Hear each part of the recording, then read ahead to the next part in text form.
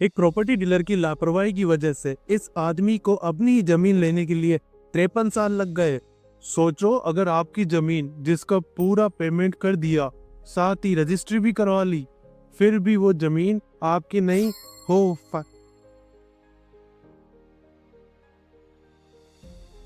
नमस्कार, मेरा नाम है अक्षय और आज हम बात करेंगे केवल एक प्रॉपर्टी डिस्प्यूट के बारे में ही नहीं, बल्कि इंडिया के जस्टिस सिस्टम के बारे में, जहां इंसाफ मिलता है पर इतनी देर से कि कभी कभी जीतने वाला भी हार जाए। साल 1968 में महाराष्ट्र के रहने वाले 55 साल के सोपन गायकवाड़ ने एक प्रॉपर्टी डीलर के जरिए एक जमीन खरीदी, जिसके चलते डीलर ने गायकवाड़ को पूरा भरोसा दिलाया कि जमीन पूरी तरह सेफ है और गायकवाड़ ने भी डीलर के भरोसे प्रॉपर्टी खरीदी। जमीन की रजिस्ट्री कंप्लीट हुई, साथ ही गायकवाड़ के नाम ये जमीन हो गई।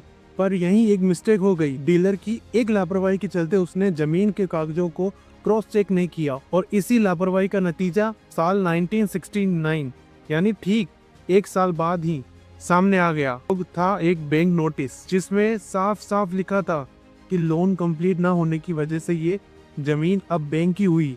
गायकवाड़ को ये सुनते ही एक झटका लगा। वो तुरंत ही बैंक पहुंचा, जहां मैनेजर से उसे नोटिस की बात की। इस जमीन पर मैंने तो लोन लिया ही नहीं। फिर क्या? मैनेजर ने चेक किया और बताया कि ये जमीन के पुराने मालिक ने यहाँ जमीन गिरवी रख कर लोन लिया और लोन ना चुकाने के कारण अब ये जमीन बैंक की हो गई। ये सब सुनकर गायकवाड़ कोर्ट जाते हैं, जहां अपनी जमीन को छुड़वाने के लिए अपील डालते हैं, जिसमें कहते हैं लोन मेरा नहीं है तो सजा मुझे क्यों? साथ ही अगर बैंक को पैसा चाहिए तो लोन लेने वाले से ले, मेरी जमीन छोड़ दे।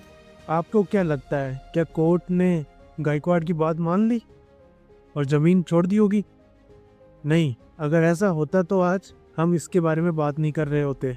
तो फिर क्या? चलिए जानते हैं। आपको तो पता ही होगा, हमारे जुडिशरी सिस्टम से जो फैसला घंटों व दिनों में होना होता है, उसके लिए सालों लग जाते हैं। और गायकवाड़ भी अब इस सिस्टम में फंस चुका था, तो उसे भी तारीख पर तारीख दे रहा था। हर बार लगता कि आज फैसला आ जाएगा, लेकिन होता क्या था, अगली तारीख। और ऐसे ही चलते चलते 14 साल बाद 1982 में यहाँ ट्रायल कोर्ट ने फैसला सुना दिया कि गायकवाड़ सही है, जमीन उसी की है।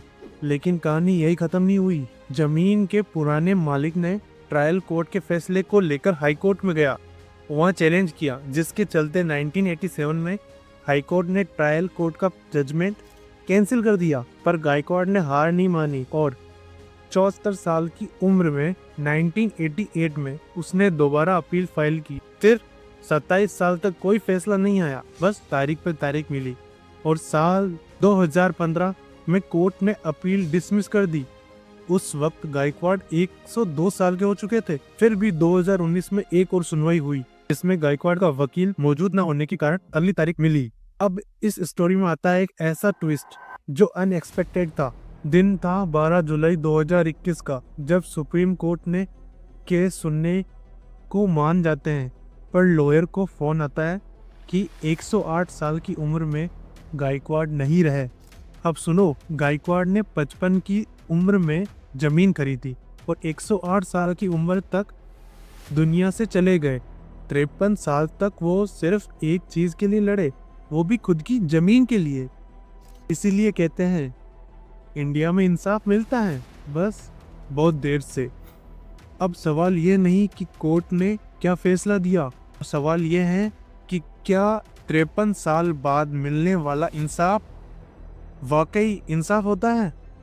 कमेंट में अपनी राय जरूर दें और वीडियो पसंद आई तो चैनल को सब्सक्राइब और लाइक जरूर करें।